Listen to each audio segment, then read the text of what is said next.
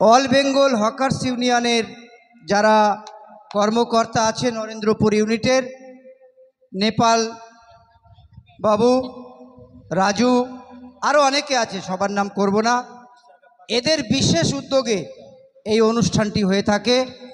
আপনারা জানেন, এবারে আমরা যাকে ডাকবো মায়ের গান দিয়ে শুরু করব। মায়ের প্রচুর গান আছে। আরে স্বার্থ ছাড়া বন্ধু বান্ধব কাছে আসে না, আরে বিনা স্বার্থে দুনিয়ায় কেউ ভালোবাসে না। বিদেশে গেলে বাড়ি এলে বউ কি খোঁজে বলুন তো? মাল করি কত এনেছো দেখি। ছেলে বলে আমার মোবাইলটা আনোনি তো, মেয়ে বলে আমার হাতটা আনোনি তো।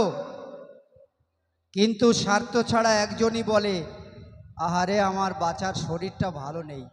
সে কে? কে সে? আরে স্বার্থ ছাড়া ভালোবাসে শুধু আমার মা রে মা রে মা।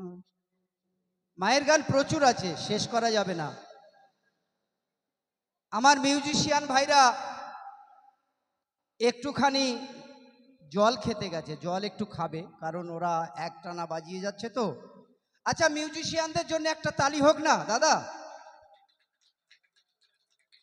আচ্ছা, পরের শিল্পীকে কি আমরা ডাকবো? আপনাদের ইচ্ছা আছে? হ্যাঁ না জোরে বলুন। ঠিক আছে, তাহলে আপনাদের চাহিদা আছে।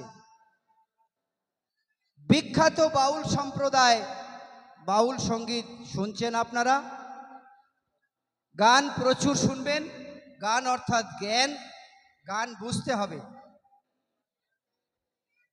ভবে আমার নাই রে আপন কারে গো জানাই, এ বাউলের গান। বাউল অর্থাৎ মাটির গান, দেহতত্ত্ব। এই মনের ভিতরে, দেহের ভিতরে যা কিছু আছে তাকেই বলে দেহতত্ত্ব। তবে এখানে দেহতত্ত্ব গান হচ্ছে। বলছি আমি দেশ বিদেশে ঘুরে বেড়াই, আপন কোনো জন নাহি পাই, ভবে আমার নাই রে আপন কারে গো জানাই। গানের মধ্যে দিয়ে হচ্ছে, গান বুঝতে হবে দাদা। পরবর্তী শিল্পী